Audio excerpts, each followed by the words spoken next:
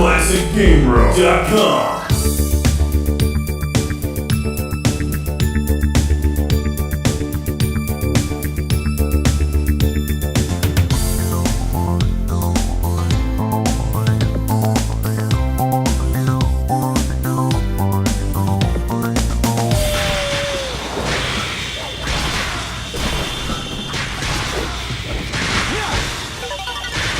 Welcome to Classic Game Room. What happens when you unleash Sonic the Hedgehog? You get Sonic Unleashed.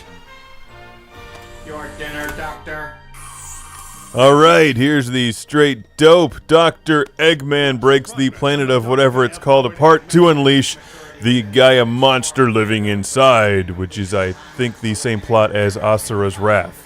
Except Sonic the Hedgehog loses a battle with Dr. Eggman in space, falls to the planet with Chaos Emeralds, and has to put the planet back together again. The plot and extremely well-produced cutscenes seem like a convenient way to put a bunch of things together in this game that shouldn't actually be together. Think Sonic the Hedgehog meets Sonic Adventure meets Teen Wolf meets God of War. That's Sonic Unleashed. It's not perfect by any means, but it's certainly ambitious and memorable, albeit a bit repetitive in the end.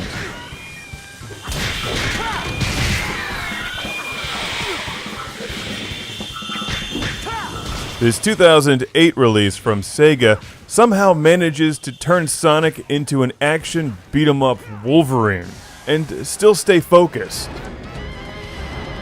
Here's what you do. You go through these city levels, kind of like Sonic Adventure, except less confusing, where you unravel the plot and talk to people and then open up the next environment. You're also looking for Sun and Moon coins, which open up new areas, and then you play these Sonic the Hedgehog-style races, where you tear through these levels as quickly as possible, collecting coins, rings, and progressing the storyline. Until the next sequence of events where you turn into a were-hedgehog at night and fight bad guys like Kratos, except Sonic.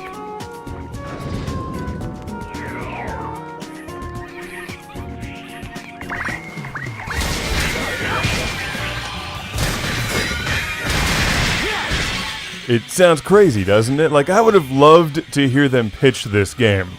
We're going to take every game genre imaginable and just mix them all together into one Sonic the Hedgehog jambalaya. Because at nighttime he turns into a were-hedgehog with claws, and during the daytime he runs because he's Sonic the Hedgehog, and that's what Sonic does.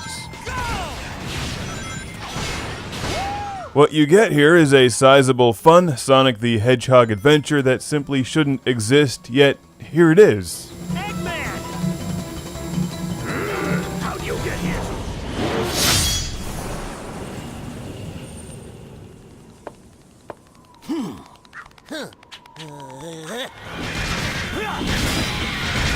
I can only imagine that Sonic Unleashed is somewhat polarizing because it tries so many different things that it never really gives any one part of the game a chance to stand out and be the best. Sonic Unleashed feels like it was engineered for replay value because there's no way you're going to get through these running levels the first time with a good grade. They go way too fast. You got to memorize where you're jumping, what you're trying to collect, and what you're attempting to do.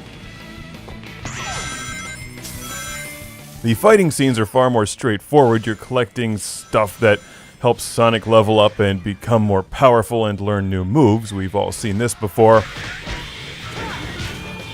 But it's still strangely enjoyable to watch Sonic unleash all of his pent-up aggression. After all of these years, he really wanted to just kick some ass. So you like action games, but you won't let your kids play God of War or Devil May Cry. This has an E10+ rating, and it's an action game, but not an overly violent one. When you go to put each section of the planet back, there's a boss battle, usually complete with QuickTime events. Because, boy, those never get old. The cutscenes look great, and the game has generally high production values. But is it really a Sonic the Hedgehog adventure? I suppose I'll have to leave that up to you to decide. That's right, I can't make up your mind for you. Except when it comes to buying Vectrex. You should do that. In my opinion, the best part of the game is probably these running sequences, but you've got to play them over and over and over again to memorize them.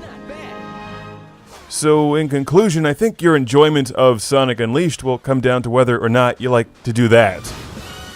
The fighting and adventure scenes are pretty neat, the controls are fairly predictable and work well enough, but none of it really stands out. It's the entire game itself that's interesting. So a big thanks to Eric from Dallas, Texas, for sending this one to the show. It's Sonic Unleashed. Unleash your inner were hedgehog on some unsuspecting evil robots.